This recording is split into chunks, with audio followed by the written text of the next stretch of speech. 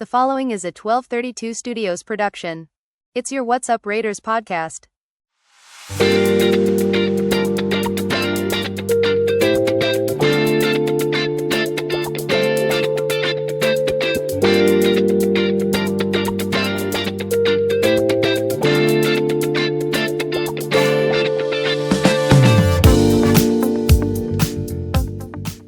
Welcome, everyone. This is Gail Dwayne with the What's Up Raider podcast for Sunday, September 29th. Today was the game against the Chicago Bears. And if you're a Raider fan, if most of you got to hear, unless you were under a rock or working somewhere in a cave, the Raiders lost a tough one, 24-25. It was a heartbreaker. Depending on how you want to look at it, some people may say it was a disaster. The sky is falling. I look at it that there's at least some caveats that we could feel warm and fuzzy about. I'm not into losing, but I will take the good from any win. From any loss, especially how we lost last week. So I do feel like the Raiders took a step forward in some places and at least showed that they have a heartbeat going forward.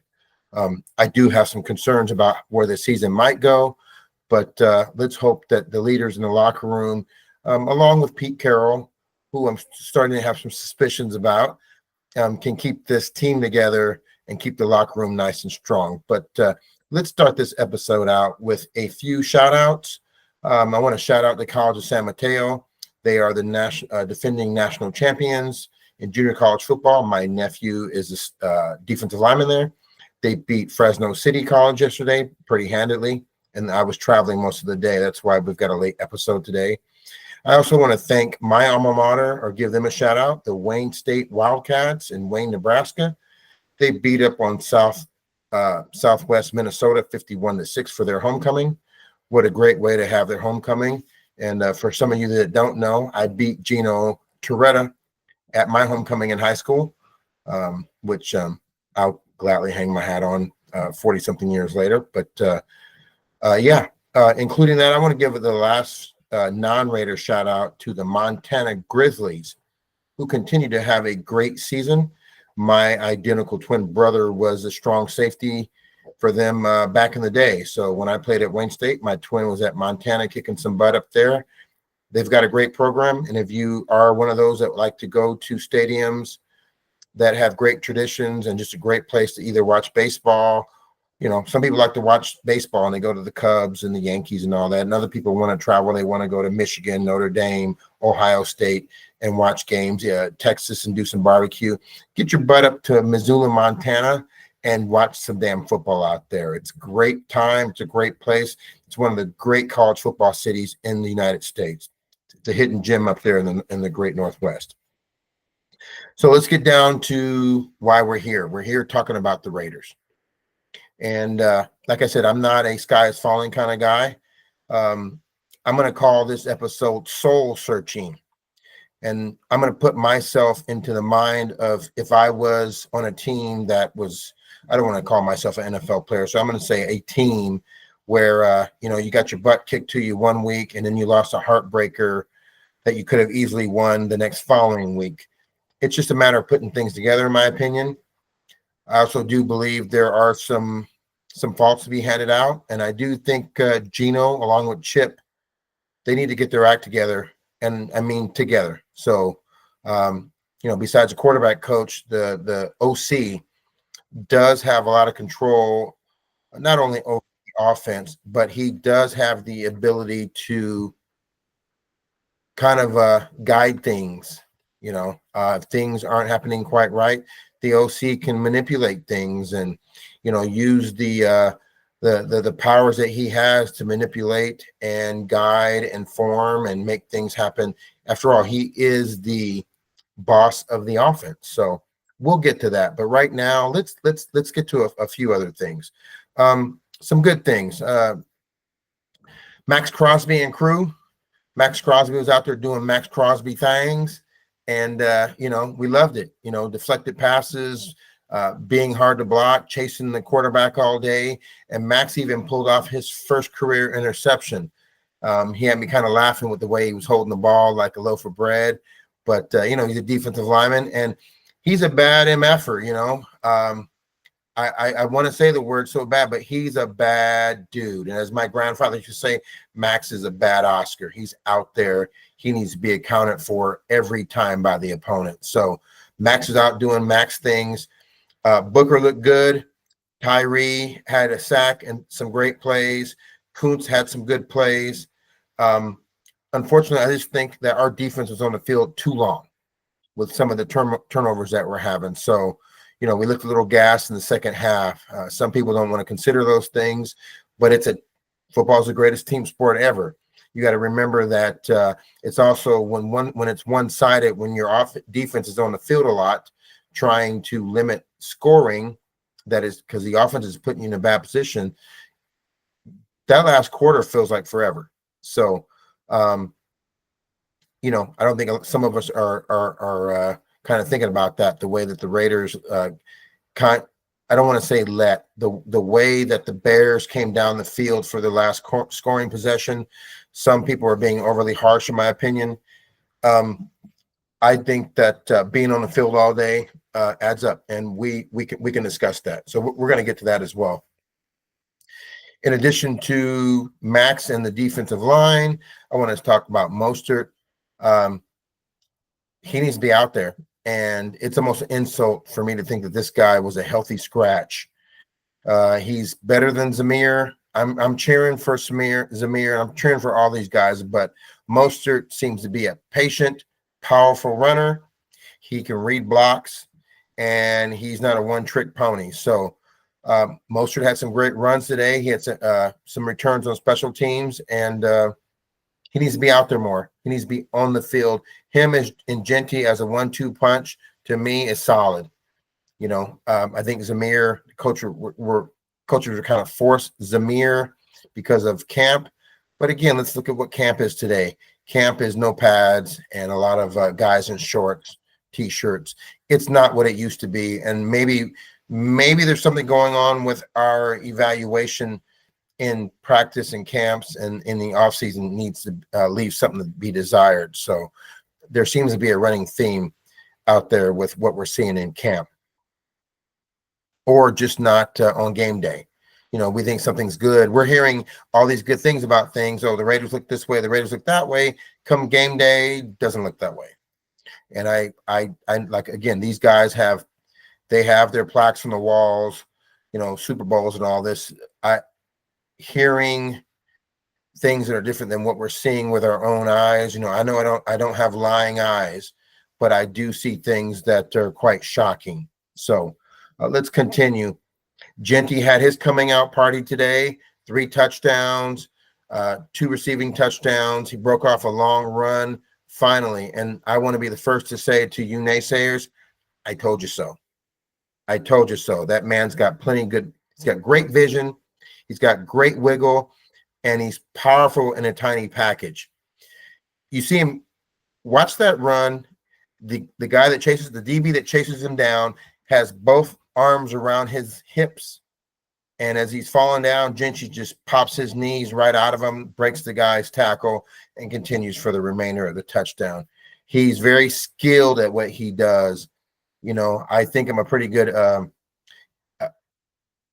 a pretty good scout of talent of what a running back needs. And he's got just enough wiggle, plenty of wiggle, actually. And he's got great vision, and he knows how to use his pad level. The kid's not a bust. Actually, the kid would be a star if we gave him the offensive line that he deserved. He'd be running away with the Rookie of the Year plaque award this year if he had a line that was competent. So I don't mean that as a slam, but I'm just saying I call him as I see him. If we had a better line, that kid would have so many yards right now. He's been so close throughout the season, just barely getting brought down by arm tackles after having to break 3 or 4 or 5 tackles. So, and if you look on that run that he scores for a touchdown, he makes 5 guys miss him before he's off to the races. So take a good look at some film, and we will be breaking more film down in the future. Let's get going with some more good things today. Linebackers, Devin White and crew did very well. Devin White led us on defense. Linebackers are doing a great job in pass protection and pass defense and fitting in with the defensive line. The defense was amazing in the first half and literally kept the Bears from opening up from getting us boat raced. I mean, we deserved to be boat raced in the first half. The defense kept it close, and it was close at halftime. So, got to tip my hat to the defense for holding it down. Both the the defensive line, linebackers, and defensive backfield did a great job in the first half. I do think they got gas in the second half, and I'm going to blame some of that on the offense. I'm going to give a shout out to, or a silver lining to, Brock Bowers. He's back. I'm still going to be critical that I think he should have sat the bench the last 2 weeks. And I surely think that he looks like he's about 75%, but we need him to be 100%. Towards the end of the game, he got a couple of passes out in the flats. They ran a cool little screenplay to him to down with the about a minute left towards the end. That was pretty innovative. We need to see more of that, except for not necessarily when it's a do or die. We need this kind of creative play calling when we need to score throughout the game and not just try to pull a rabbit out of our hat at the end. So Brock is back. Give him his medical treatment, give him his rest, and let's hope this kid has a great remainder of the season. But I am on record saying he should have been sacked the previous 2 weeks. I'm going to give a silver lining to Dylan Lobby. Dylan flashed in special teams today when we needed a good return. You know, he's got great bursts. I see he has great speed. I do kind of cringe, hoping that we don't see what we saw last year with the fumbles. But, you know, he's earned his right to be on the field. And he may have earned a right to be in on third downs because he's got just enough escapability and speed to make things happen. And when we needed a big kickoff return, he gave it to us. But unfortunately, we couldn't capitalize on that. But Dylan Lobby showed me something today again. The O-line played better.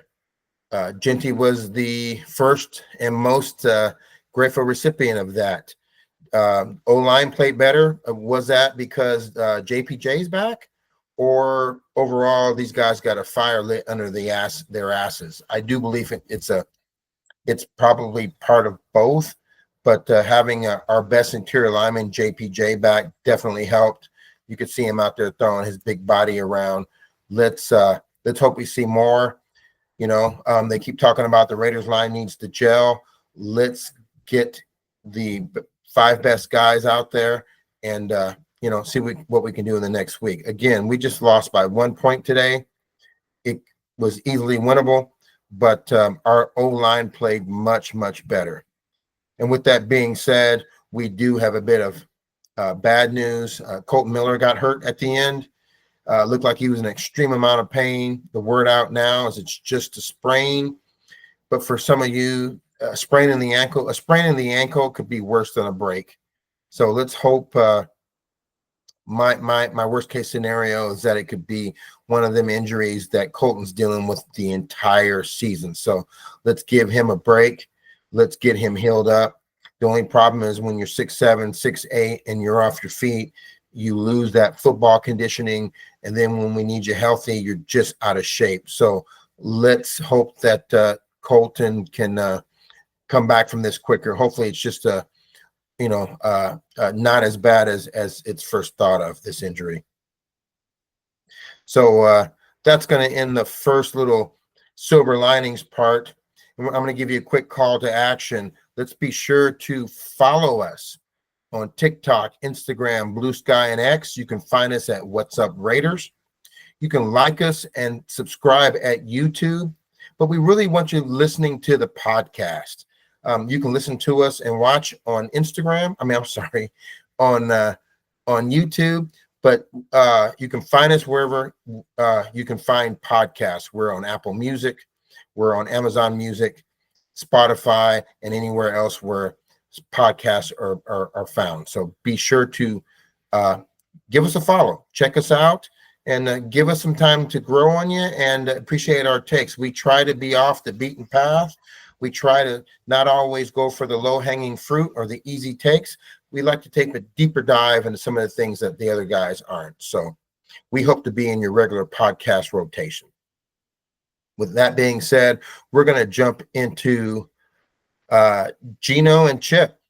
As a former college quarterback, I think I have a few things I can say from my own experience that, and I had a great relationship with my offensive coordinator and quarterback coach, who I'll turn you guys on to. He's got his own podcast here on, his own YouTube channel.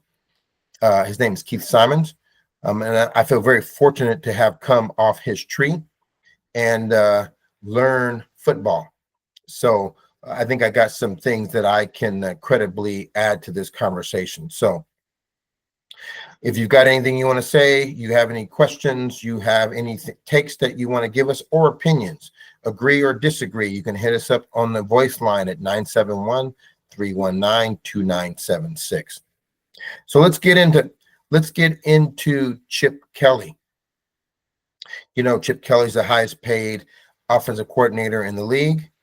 Not such a big deal to me. I think he's earned his money, however, and his reputation. However, we were told, he's the mad scientist, and along with our head coach and our young, an up-and-coming Vitek being our personnel director, and then we've got Tom Brady in the brain trust that we've got this great collective brains in the building, and I think many of us in Raider Nation are going, okay, so where is it? Where are the goods?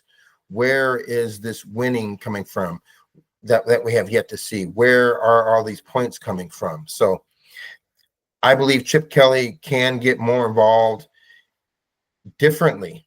He's involved because he's calling the plays, first of all, but he can get involved in a different way with his quarterback that's calling the shots on the field. Chip Kelly watches plenty of film, and he should be able to tell when his quarterback, Geno Smith, is having some problems. First of all, I think if you look at what Geno's doing, we're kind of seeing the interceptions are in the same place. They're in the middle of the field, and it's either on a deep crossing route or it's on a route that's going up the seam that he tries to throw on a laser. They are all about in the same area, and he's just having a hard time seeing, I believe. In this instance, I think it's a matter of seeing. The guys wear a different jersey, right? So here's my other part. I also think that he's simply throwing the guys that aren't open. I don't want to say he's not seeing altogether. I think he's forcing the ball. I mean, there's guys clearly in all the games this year, guys are covered. They're either single covered or double covered, and he's trying to force the football. And folks, that's why we wear different jerseys, to make it easy to decipher whose team is who. So Chip Kelly should be able to see these things not only in daily film, weekly film from these games, and he should be able to modify or massage the situation by helping his quarterback. If you notice today, when the ball got out of Geno's hands quickly, no problem. He's letting it out quick to Brock Bowers. He's getting it to Jacoby. He's even getting what I really like to see. They were even throwing the ball to Ashton Genty one-on-one versus linebackers, not behind the line of scrimmage like it's been. So to great advantage for us. When the ball's out of his hand, good things happen. When the balls are out of his hand quickly, good things happen is what I meant to say. But when he's holding on to the ball, and he fires one down the middle, man, my nerves go crazy. I don't want him to get rid of the football. So Chip Kelly sees this. Chip Kelly calls the plays. He should be able to see, like, hey, I got to get him off. He's got to get Geno something easier to see. If it's kind of moving the pocket like they did last week, or if it's getting something where Geno can look at maybe a flooded half of the field. But Geno seems to have a problem, much like he did at Seattle, at throwing interceptions in the green zone. But not only that, But what we saw today is Geno's throwing repeated interceptions deep in our own territory, where our defense had to play saviors to keep us from getting boat raced. But throwing these repeated, let's be honest, it's early in drives, first play of the game, first play of a drive, deep in our own territory. I'm just hoping Chip Kelly can massage the situation to help his quarterback out. He doesn't need to make any proclamations. He doesn't need to have these big deals to do's about it. Just call plays that are easy and where Geno can just play catch. But these lasers down the seam and these long crossing routes over the middle, there's something going on where Geno just isn't seeing the field. And if Chip Kelly keeps calling these types of plays, you got to put just as much blame on Chip Kelly. So, luckily our defense was able to bail us out today. Let's talk about a little bit more too. So we talked about getting the ball out of Geno's hands quick. We did see Genty get the ball one-on-one with linebackers twice, and both times he either missed or had the defensive player miss linebackers. The tacklers, of course, they're the guys who are supposed to make all the tackles. So both times he made the linebacker miss and broke for big gains and scored touchdowns. So we need to see more of that. I keep saying the Marshall Faulk type plays. Marshall Faulk made his money not only running the ball, but killing linebackers in that hook to curl zone, running choice routes. And if we can get Ashton Genty out here one-on-one running choice routes, Julian Edelman style, we're going to kill linebackers there. So that's one thing I'd like to see more of. The screenplay of the Bowers was awesome, innovative, but let's not wait till we have about a minute left in the game to kind of see that stuff. We need to get Brock Bowers involved early and often. Right now, teams are kind of on their, kind of think he's injured. If he's injured, don't play him. But let's not try to get him the ball late in the game only. He's a big target. He had great yak today, and we need to see more of that. One thing I did notice is Geno didn't let the ball fly down the field at all today. He didn't throw anything over the top, whether it was to Trey Tucker, our 4.2 speed demon, or to the young kid Thornton Jr. from Tennessee, 4'3", 6'4", 6'5". Why not? I don't typically see a problem with Geno and the deep ball throwing interceptions unless offensively we think that the offensive line isn't going to hold, and then we might have problems. So let's shore that up. Let's hope let's hope that Chip can shore up the offensive line and that he can be confident enough to open up the entire playbook. It would be nice to see both our speedsters, Trey Tucker and Thornton Jr., on the same side sometimes. I mean, how do you guard a guy that's 6'4", that runs a 4.3 alongside a guy that's 5'8" and runs a 4.2? I mean, if you're going to clear a zone or try to get over the top or stretch a guy horizontally, why not do it with two of the fastest guys in the league? Never mind the biggest wide receiver that ever run a 4.3. So other than Randy Moss, so we need to see more of that. I'm not sure why we're not seeing those kind of matchups. Again, Chip Kelly, to summarize this, Chip Kelly should be able to, he watches plenty of film and he knows his quarterback's having problems.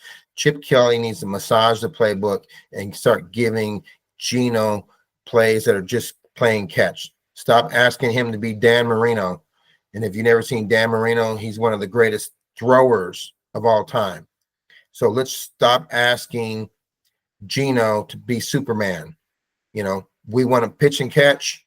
We need Chip to be creative, get guys open. A lot of other quarterbacks, running the guys wide open, and we're sitting there trying to force feed a guy on the hash marks up the middle of the field, and it's nothing but terror. Again, we're lucky that the defense kept this game close. Okay, we're going to transition into the last part of this video. It's going to be segment number 3.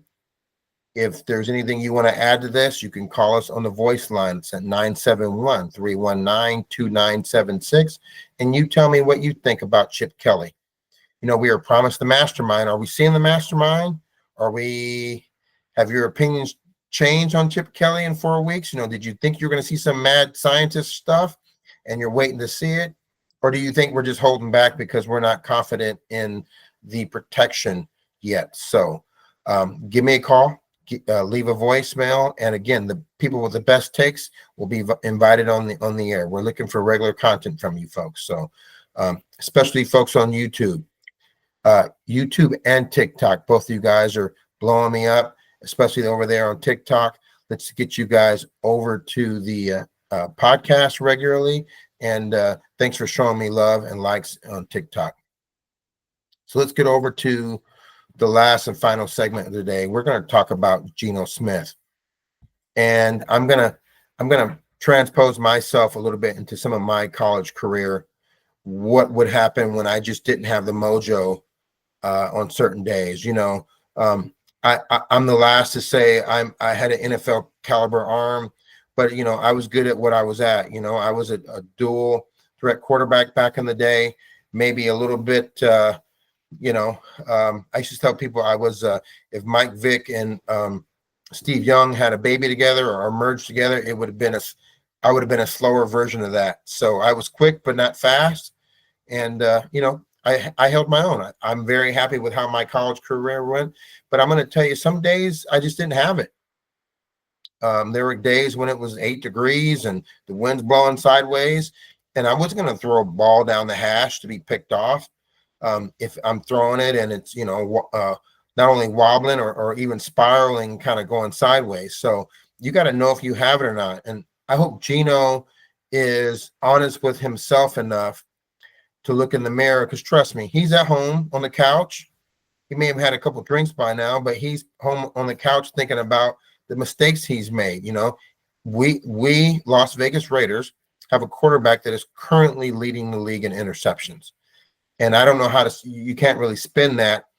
When your quarterback's throwing a lot of interceptions, you're putting not only your defense in a bad position throughout the day, but turnovers create losses. And here we are at 1-3.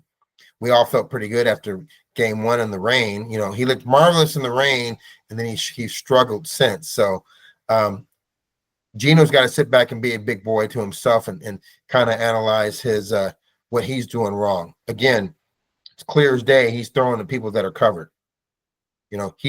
He's throwing to people who have other people in their jerseys, not wearing silver and black, and he needs to stop throwing to people who are covered, first of all. So they tell you at certain levels, college and above, that you should be your own best coach. When things aren't going right, or you don't have a good practice, or you knew you threw a ball, you went back, be a big boy and own up to it. And you say, I'm not going to throw that ball anymore. And Geno should clearly know that he's having a hard time seeing the field. That was a knock with him at Seattle. That's why we got him for a 3rd-round pick. The guy's got a great arm, but he's having a hard time seeing the field, in my opinion. Hard time seeing the field, and throwing the guys that are covered is a bad recipe. What do you guys? Do you guys agree? I think you guys see that he's throwing the guys that are covered. So if you guys want to say it's something else, I heard a guy say that Geno's trying to throw statistic balls. He's trying to throw for statistics only, and he wants the 400 yards and this and that. I don't think that. I don't think like that. I just see a guy that's really having a hard time seeing linebackers, and a guy that's, he either has too much confidence in his arm, thinking he's Brett Favre, and he's just gonna, sling it in there, or he's just not seeing the field. I'm just to say he's not seeing the field. Too many drives are killed early because of a turnover by Geno. We found ourselves deep in our own territory 3 times today, giving up interceptions and turnovers, and giving the opponents, actually that's 4 times, giving the opponents easy opportunities to score. Thank goodness that our defense kept it from being boat race. But there again, we take those turnovers back and we win today. So we can't have the turnovers. Turnovers are more than just opportunities for the the opposing team's offensive score.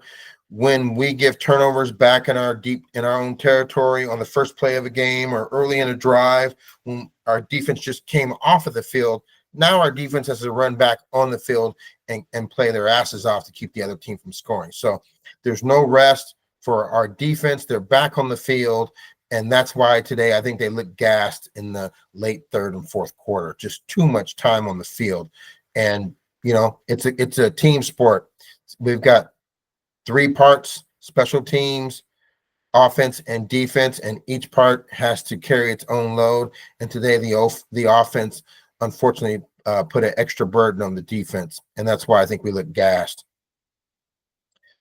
We're forcing things. Gino, I hope you're listening.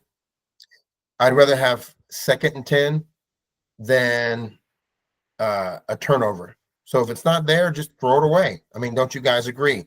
If a guy with as much experience as Geno Smith has, if it's just not there, wouldn't you rather have 2nd and 10 instead of seeing somebody within the 30-yard line who just picked off a pass and now they're in field goal range just off a mere interception? So, he's got to be smart enough to throw it away if there's nothing there.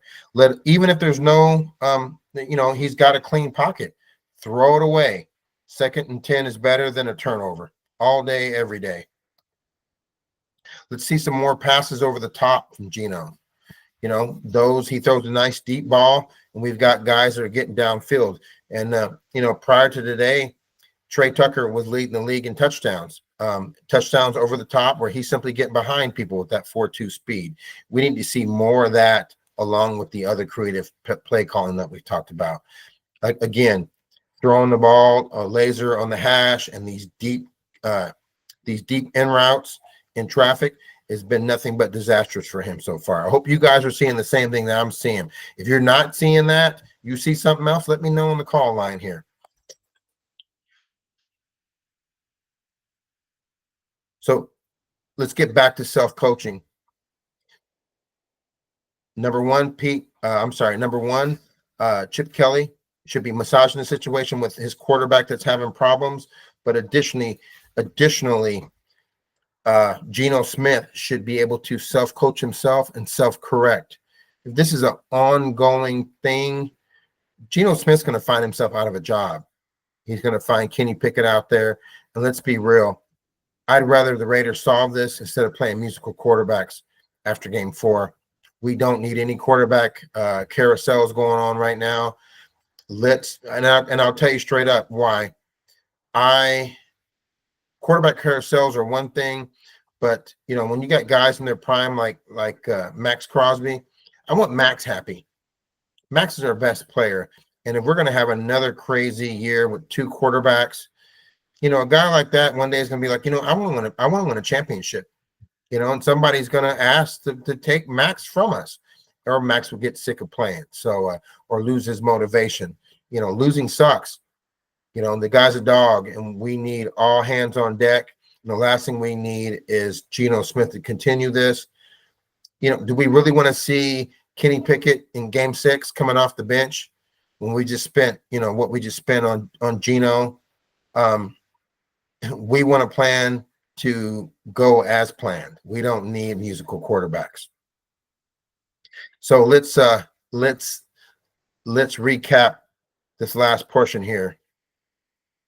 In addition to the whole thing that we've been talking about tonight after this loss, I think there is some silver linings, and we talked about some of the good things at the beginning of this episode. I'm going to call there's still a pulse with this team. We lost by 1 point today, by a blocked field goal. Again, that I question that as well. But we need all 3 facets of the game to work together. But I think there is a pulse, but we can't keep losing because losing creates a negative taste in people's mouth. And the last thing I want is Pete Carroll to lose this locker room, or the offense to start losing confidence in Chip Kelly. And we don't want to be picking in the top 6 this year. I want I'm not going to say we're going to win 10 because that's what I said to start, but 500 would be great. And it's still early, but we can't come out of this winning 4 or 5 games. This just can't happen. We Raider fans were told so much more was intangibles were in the building now with Spy Tech and Brady and the rest. So including Pete Carroll, and to win 4 or 5 games would just be a travesty. Again, I'm concerned that we could lose a locker room. We have Max Crosby rumors again. And the last thing I want is for the Raiders to have, currently we're reloading is what we were told. Well, when reloading turns into rebuilding, we got problems. We don't need those kind of problems, and we need to finish strong. We need to keep developing this line. Again, there was a glimpse today of the line. There was Ashton Genty, who had a breakout day. We see Brock Bowers getting healthy. Let's hope these things can keep continuing in a positive way, and then let's get our quarterback right. Let's get our quarterback right. So that's how I'm going to end the show today. I want to thank everybody for tuning in, whether you're watching a little bit of us on TikTok and YouTube. Be sure to follow us on Instagram, TikTok, X, and some of the others, Blue Sky. So thank you so much, and I'm going to end this episode, and let's go Raider Nation, and let's stand behind these guys, and I'll see you in the next episode. Thank you. Raider Nation, be sure to give us a like and subscribe, as this helps us to create more Las Vegas Raiders content.